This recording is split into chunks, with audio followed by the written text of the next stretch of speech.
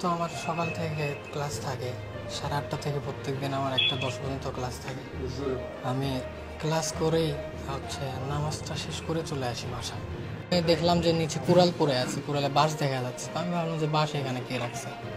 তো ওইদিকে যাওয়ার পরে দেখলাম যে আলমারিতে এরকম কোপানোর চিহ্নগুলো ছিল।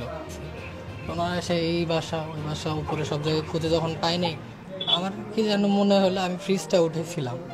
ফ্রিজ উঠানোর পরে দেখতেছি মা ভেতর মুখ বাঁধা, হাত পিছনে বেঁধে রাখছিল, মুখও বাঁধা ছিল, গলায় হালকা ফেসের মতো ছিল। ওখান থেকে বের করে নিয়ে আমরা হসপিটালে গেছি।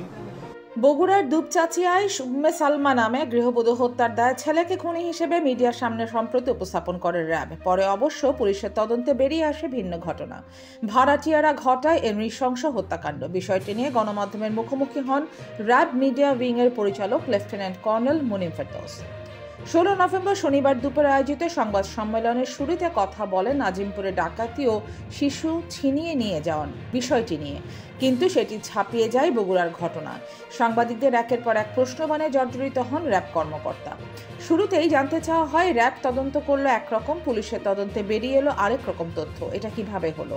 উত্তরে র্যাবের মিডিয়া উইংয়ের পরিচালক বলেন যে ছেলেকে মা হত্যার দায়ে গ্রেফতার করা হয়েছিল, তিনি তা নিজ মুখে স্বীকার করেছিলেন। সে সময় পাশের রুমে তার পরিবারের লোকজন উপস্থিত ছিল, এমনকি র্যাব ক্যাম্পেও তার স্বজনেরা এসেছিল। এরপর তদন্তে ভিন্নতা থাকতে পারে, যদি কারো গাফেলতি থাকে তা তদন্তে বেরিয়ে আসবে। পুলিশকে প্রয়োজনে সহযোগিতা করবে র্যাব, একথা উল্লেখ করেন র্যাবের মুখপাত্র। বলেন যে কোনো সময় যে কেউ স্বীকারোক্তি পরিবর্তন করতে পারেন, এটা তার আইনি অধিকার। কিন্তু গভীর তদন্ত ছাড়াই একজনকে খুনি হিসেবে উপস্থাপন করে র্যাব মিডিয়া ট্রায়াল করেছে কিনা এমন প্রশ্ন করা হয় লেফটেন্যান্ট কর্নেল মুনিম ফেরদৌসকে। তিনি বলেন, তদন্তে র্যাবের কারো ভুল ত্রুটি প্রমাণিত হলে সেটিরও আইনানুগ ব্যবস্থা নেওয়া হবে।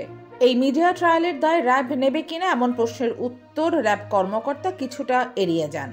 মিডিয়ার সামনে কোনো বিষয়ে ব্রিফিং সচেতনামূলক কাজের অংশ। বিভিন্ন অপরাধমূলক কর্মকাণ্ড থেকে মানুষ যেন সচেতন হয়, এ লক্ষ্যেই সেটা করা হয়।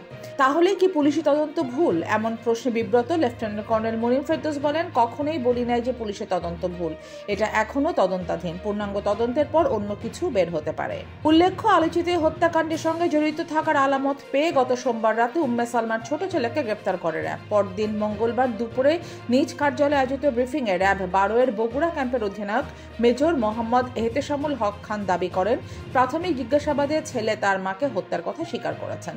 পরে হত্যাকাণ্ডের ঘটনায় বৃহস্পতিবার রাতে ফ্ল্যাটের একজন ভাড়াটে নারী সহ 3 জনকে গ্রেফতার করে দুপচাচিয়া থানা পুলিশ। তারা সালমান বাসায় ঢুকে তাকে হত্যা করেন বলে পুলিশের জিজ্ঞাসাবাদে স্বীকার করে।